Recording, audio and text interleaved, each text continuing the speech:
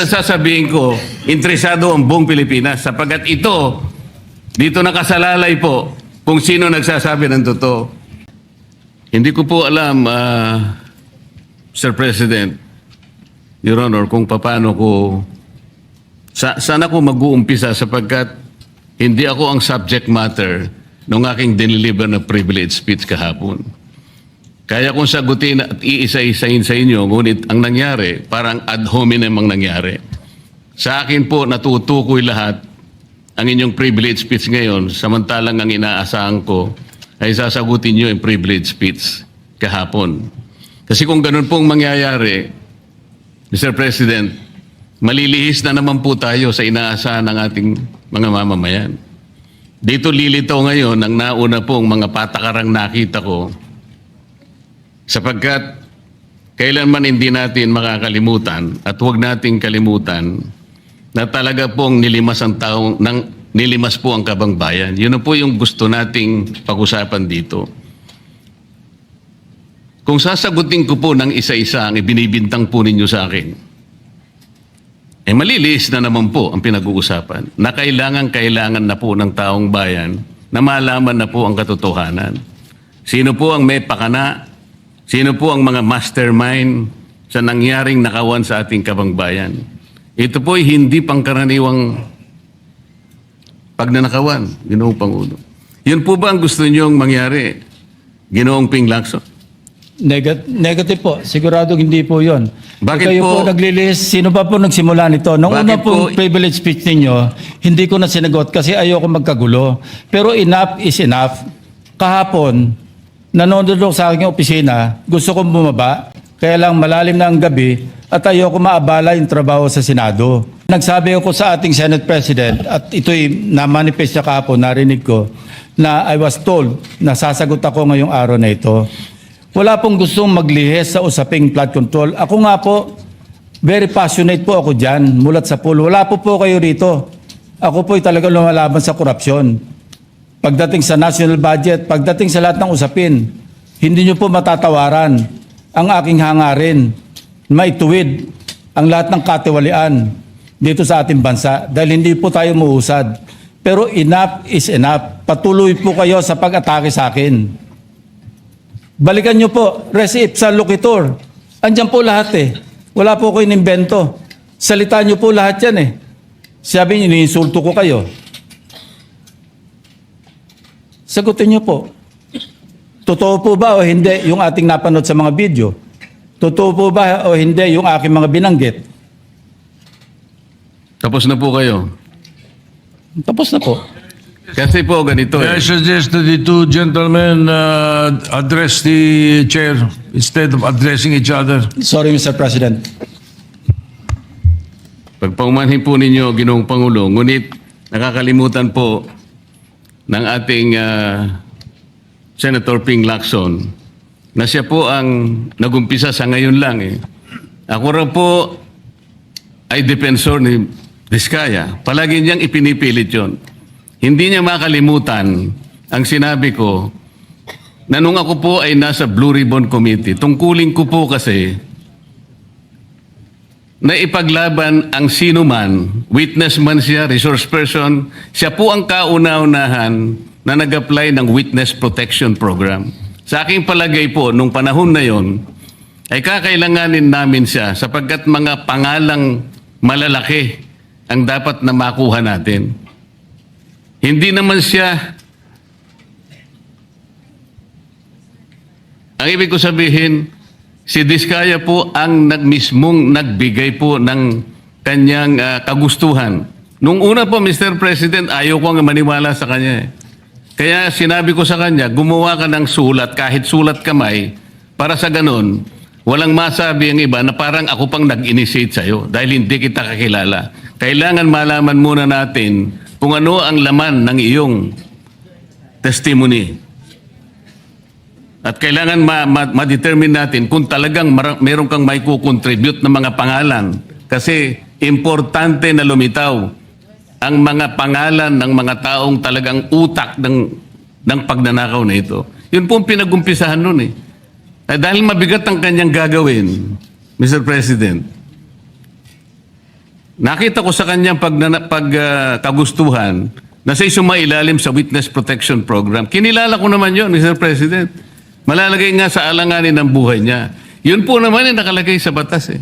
Bakit ngayon akusahan ako na ako pa ang nagdidepensa sa kanya? Nandun naman po sa batas eh.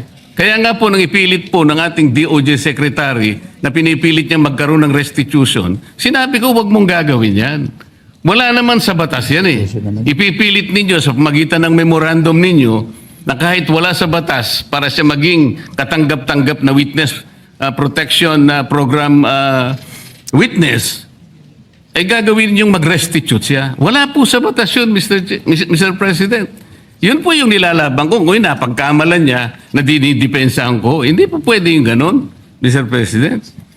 So ngayon, hanggang ngayon, pati ba naman ng asawa ko na independent director, kakalantariin pa rito. Saan ba natin pag-uumpisa ng pag-uusap na ito? Pagkatapos, ipipilit na naman ninyo yung Kalayaan Island Group. Ano po ba patakaran dito, Mr. President? Ginoong Lacson? Kailangan bang samot-samot ang gagawin mo para sa isang privilege speech? Kayo po'y matagal na sa Senado. Alam ko po, kabisado nyo yung patakaran dito. Ang isang privilege speech na katutok lang sa isang subject matter. Pero kung gagawin po ninyong samot-samot ito, at pagkatapos ay mag-uumpisa kayo na para bang ang nilalaman ng privilege speech ninyo eh puro ad hominem. Wala po tayong matatapos dito. Ang hangarin po natin dito ay yung subject matter na pinipilit natin sapagkat ito po ang inihintay ng taong bayan. Kung sasagutin ko po ng isa-isa at ang iba po'y sinagot ko na, ay lalayo po tayo. Ang akin pong tinatanong sa aking privilege speech kahapon ay bakit parang hindi ninyo pinagbigyan ang ibang mga tao na napakarami nilang dapat sabihin para sa ganun malaman natin ang katotohanan. Kayo po ang nagsabi, Senator Lacson, Sir President, napupuntahan natin lahat ng lugar na kung saan ang ebidensya. Hindi po ba kayo po'y nagpahayag noon dito sa plenaryo, Mr. President, Senator Lacson, na sinabi nyo na ang presidente ay name drop ni Yusek Bersamin. Hindi ko man lang po nakita yung kanyang katauhan na ipinatawag nyo dito. Samantalang napakalaki ng dapat niyang ipaliwanag sapagkat kayo po ang nagsabi sa pamamagitan ng pagtitiwala ninyo sa ibinigay na testimony ni Yusek Bernardo na niname drop niya ang presidente. 100 billion pesos po pinag-uusapan dito na kung saan ang porsyentong tinanggap nila sang-ayon din sa inyong pagpapahayag ay 8 billion pesos. Nagtataka po kami, ang taong bayan, hindi nyo man lang pinatawag si Yusek Bersamin. Nagtataka din po ako. Alam po ninyo ito. Nakiusap. Nagpresenta si ex-Governor Chavit Singson. At iminungkahi ko po sa inyo at ang sabi nyo, sige po, sa susunod na pagdinig natin, ay iimbitahan natin siya. Sapagkat marami raw siyang gustong ibahagi sa ating pagdinig tungkol sa mga project sa Ilocos. Ngunit hindi po nyo tinawag. Yun po yung pinagtataka. Ito po yung gusto ko sanang sagutin ninyo. Sa akin po wala nang kwenta kahit na ako'y patutsadahan ninyo na ganito ako, ganito kami, ganyan. Hindi na po mahalaga sa akin yun eh. Ang mahalaga po, Mr. President, ang taong bayan ngayon na naghihintay ng kasagutan sa maraming katanungan nila kung magagawa pa natin na buklatin lahat ang dapat buklatin. Kilalanin kung sino dapat kilalanin. Ang gusto ko pa po sana, Mr. President, sana sagutin po ninyo, Senator Lacson. May I respond, Mr. President? May I respond, Mr. President? Yes, please, go ahead. Mr. President, Your Honor, have you read the partial committee report? Ganito po ang nangyari, Mr. No, have President. you read the partial committee report? That is my question, Mr. President. Binasa ko po, ngunit hindi ko po magawan ng paraan kung paano ko po itatrato Kasi kahit na po ganun ang nangyari, tiningnan ko po eh. Kaya lang, sabi ko sa mga staff ko, nung mag-meeting kami, bakit ka ako wala man lang pirma ito? Ito po italiwas po sa inyong ipinahayag kahapon. Sinabi nyo President, rito, If I may be natanggap allowed, ko. Mr. President. Patapusin niyo muna ako para may paliwanag ko kung bakit hindi man lang ako sumagot sa inyo dito sa ibinigay niyong material na ito. Kasi sinabi po ninyo, for one, I have it on record that his office already received a copy of the BRC Parcel Committee report as early as February 11, both hard and soft copies, but he has not signed it, even with I dissent remark. It follows that as chairman, I was first to sign before routing the same contrary to his claim that I did not. Kahapon lang po namin nakita ito, Mr. President. Pero hawak ko po dito yung pinrint naming kopya na nakuha lang namin sa isang link sa PDF document. Kami lang po nagprint nun. Wala pong pirma. Mr. President, we assume that it came from the office of Senator Lacson or probably from the Blue Ribbon Committee. I would not assume otherwise. So sabi ko, kung walang pirma ito, wala man lang covering letter, ano bang gagawin namin dito? Gagawin ba nating banderitas ito? Ganun po ba yung pagbibigay ng isang importanteng dokumento? Kung inaakala po yung importante ito, bakit wala naman pong pirma man lang? Sa akin palagay, hindi po ganun ang pagtrato sa amin bilang miyembro ng Blue Ribbon Committee. Dapat man lang sana, kahit na initial nyo lang po at meron siguro kayong instruction doon, anong gagawin namin dito? Now, before Senator Lacson responds, will you answer the question? Did you read it or not? That was the question. Yes, Mr. President. You read it. Okay, Senator Lacson, go ahead. Yes, Mr. President. I mentioned it in my privilege speech. Binigyan po natin ng tigas ang kopya na may watermark ng kanilang opisina. Una, nagkaroon po tayo ng isang masamang experience na nag-leak yung nauna ng ni-route na committee report. So naisip namin, para matunto natin kung saan opisina manggagaling ang leak, bigyan natin ng tigas ang kopya, hindi po talaga pipirmahan yun kasi advance copy po yun eh. Nasabihan po namin ang kanilang mga staff na kapag ready na sila na pumirma at nabasa na nila, hudyatan nila kami, ipapadala namin yung physical or yung hard copy. Nandun po yung signature page, nakapirma po ako doon. Hindi ko po pwede ikalat yun nang wala akong pirma kasi ako yung chairman.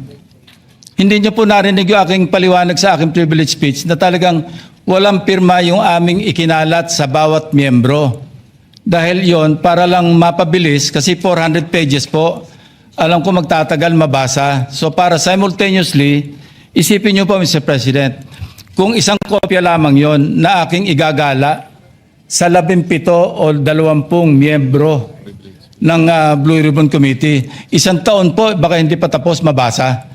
So gumawa kami ng nag-devise po kami ng isang pamamaraan para simultaneously, sabay-sabay nila mabasa with the advice to their staff na kapag nabasa na at ready ng pumirma, sabihan kami, dadali namin yung kopya na mayroong signature page at sa kanila pipirmahan. Katunayan kahapon po si Senator Bam Aquino.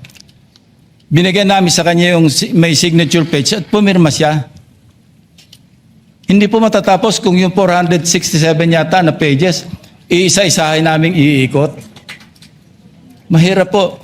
Gumawa na nga kami ng paraan para matakil na sa floor, ma-defend ko, at makabove forward tayo na tulad ng binanggit ko sa aking privilege speech, simula na tayo uli ng mga panibagong pagdinig. Ngayon, sinabi po ni Senator Marcoleta na bakit hindi inimbitahan si Undersecretary Bersamin.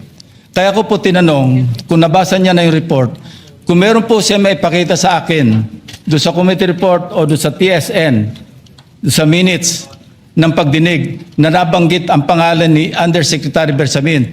Bukas na bukas din po o bigyan natin 3-day notice rule. Tatawag po ako ng pagdinig, ipapatawag natin si Undersecretary Bersamin. Ang binabanggit niya po yung aking interpellation sa DBCC na kung saan si Undersecretary Bernardo gumawa ng personal na sulat kay Pangulong Bongbong Marcos. At sinasabi niya doon na ito yung mga personalidad na alam niya, na naalala niya na mayroong allocable at kung ano-ano pa. Wala po sa Blue Ribbon Committee minutes yun. Sa labas po yan sa plenaryo, sa DBCC, sa National Budget Deliberation. So kung may papakita po sa akin ng ating kasamahan, Senator Marcoleta, na mayroong isang mention sa affidavit o sa salaysay ni Undersecretary Bernardo na binanggit si Undersecretary Bersamin, di tumawag po tayo ng pagdinig at mag-motion siya na ipatawag kung sino man ang gusto niya ipatawag. Ngayon, si Governor Chavit Singson, wala naman pong paliwanag. Ano po yung itetestify? Konektado po ba sa issue at hand, which is the flood control projects? Kung konektado po, sana sumulat po siya sa chairman at sinabi niya, ito yung lalamanin ng itetestify o ito yung naka-attach yung draft affidavit ni Governor Chavit Singson. Sino naman ako para tumanggi na ipatawag kung sino man yung resource person? Nagpadala nga siya ng surprise witness, siya lang nakakaalam eh. Hindi ko po inawat eh. At Mr. President, sandali po, hindi pa ako tapos. At nung hinanap kong pilit, pinagtanong ko yung mga addresses, lahat ng mga kakilala ni Gutesa. At inalam po namin sa pamamagitan ng CCTV footage, baka naman merong sumalubong o merong kasama na pwede natin matunton kung nasan si Gutesa. Ganun po kasi ang aking pagnanais na talagang get to the bottom of this issue. Pero bigla po nawala eh. Ano po magagawa ko? Mr. President, wala nga pong nakasulat dun sa transcript tungkol nga po dun sa binanggit niya sa plenary na pangalang Adrian Bersamin. Paano nga pong mababanggit doon, Mr. President? Hindi nga niya pinatawag eh. Samantalang dapat niyang ipatawag, siya mismo ang nag-highlight. Isip-isipin po ninyo, nagawa po ni Senator Lacson na isama sa plenary debates ng ating 2026 budget. Ganun ka-importante ang bahagi na yon, Mr. President. Hindi ba dapat ipinahayag mo yun eh. Malaking bagay yun. Ibinulgar mo pa nga eh. There are 2 public officials I will reveal this morning. Ganun lang. At hindi mo pinatawag. Kung pinatawag mo yun, malinaw na malinaw, nalagay sana sa transcript. Pero lang naman ang ibig sabihin eh. Sa mga tweet, iniwasan po, Mr. President, para hindi malagay sa transcript. Pagkatapos ikakatwiran po ninyo, kung nasa transcript, di sana pinatawag ko. Baligtad po ang ginawa ninyo, Mr. President. Katulad din po sa 30 Nara Street sa South Forbes. Ilan po yung binanggit ng mga tao doon? Hindi ko po sinasabing totoo yun. Pero for purposes of the inquiry and investigation, kung talagang ganun, kalawak ang inyong pananaw.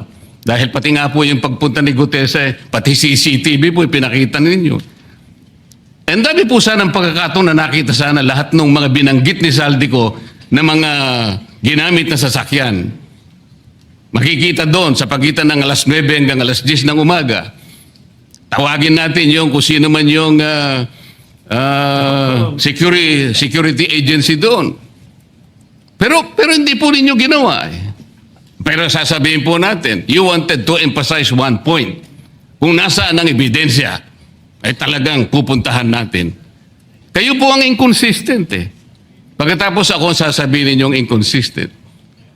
Ang dami po eh. Nakiusap ako na, sabi nga natin, ang dami pong tumuturo sa pangalan ni Martin Romualdez. Inimbita po ninyo, hindi dumating, nakiusap ako, naimbitahan uli, ang sabi po ninyo sa magitan ng inyong interview, kung pupunta siya rito, welcome. Kung hindi siya pupunta, wala tayong magagawa because of interparliamentary courtesy. Mr. President, hindi po karaniwang pagnanakaw ang nangyari sa kasaysayan ng ating bansa. Hindi po ba ninyo naiisip, mismong kabang bayan ang tumagilid, pagkatapos magtatago kayo sa prinsipyo o doktrina ng interparliamentary courtesy?